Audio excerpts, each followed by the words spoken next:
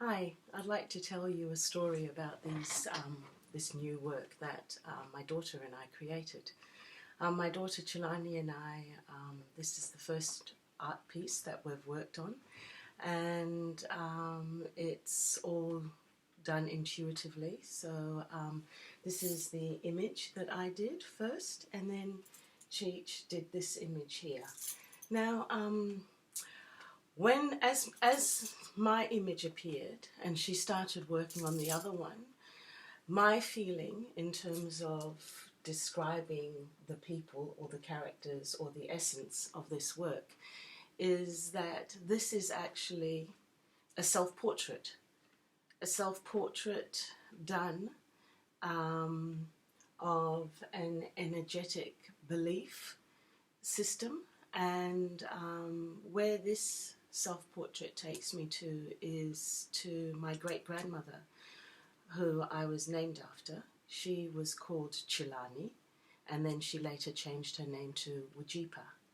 Now, in this incarnation, without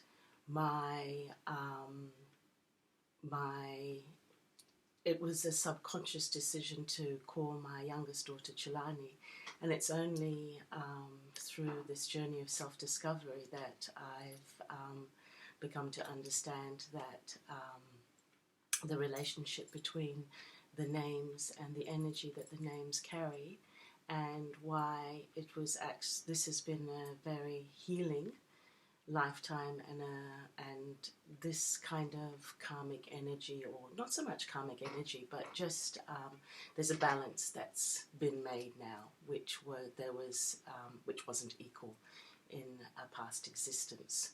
So in saying that, what am I actually talking about? Well, so I'll have to go to the story of my name.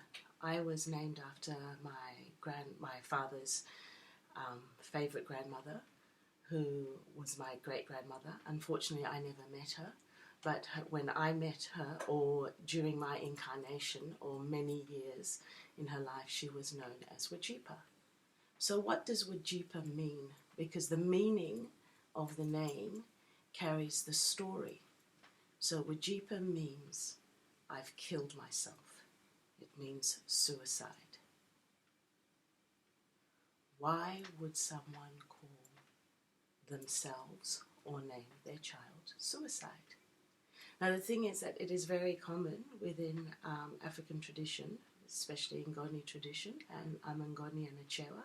So Ngoni and Chewa tradition to actually name your children after your past deceased or living relatives.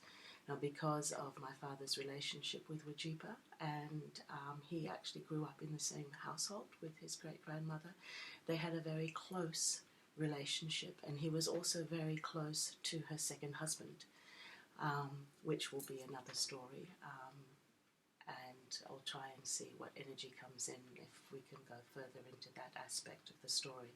But coming back to the name Wajipha, when Jelani was born, she was given the name Jelani, which means get well, or happy disposition. It's kind of like the sunny side of life, that kind of bright, welcoming, not so inquisitive, but also accepting energy that comes with the name Jelani. I mean, it is, on a literal sense, it's get well, but it also means, have a good day or good tidings.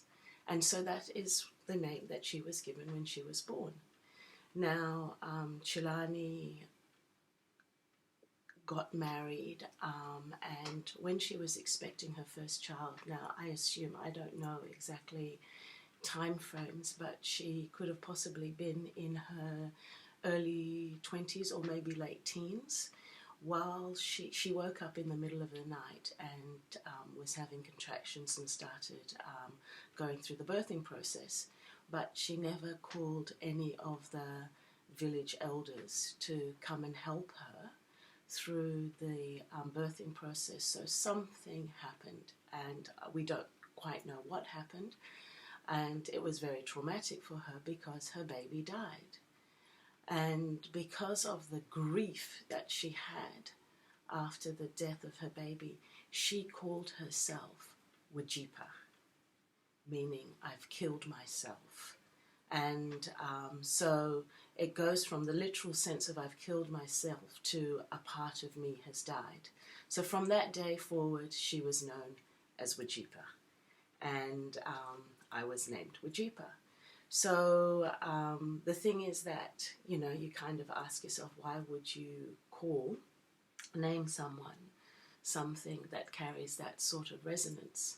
In my understanding, through my own spiritual practice and spiritual journey, is that we choose our own names, and our names are part of the experience or the energetic traction that we carry during a particular lifetime. So what was so beautiful about this story is that Jelani and Wajipha in this incarnation are living as separate entities, and they each have their own identity. So this was, you know, it's really exciting and wonderful to talk about, because as I'm actually talking about it, there seems to, you know, I feel a release. And you know, as an intuitive artist, I never know what I'm going to paint until I start painting, and it's whether I'm painting or drawing. So I usually just go with the flow, and the images will appear as they're being created. But then the added information or soul traction and journey comes through the actual design aspect. So these are all these pieces here, which for me create movement, and they're fractals, and it's kind of like you're getting a glimpse of an energetic system which is happening concurrently. So it's happening at the same time as we're in this existence, but this is just a little kind of window into a story or an aspect. So that's where the dots and the swirls come in. Thank you. I hope you've enjoyed a little bit of this explanation.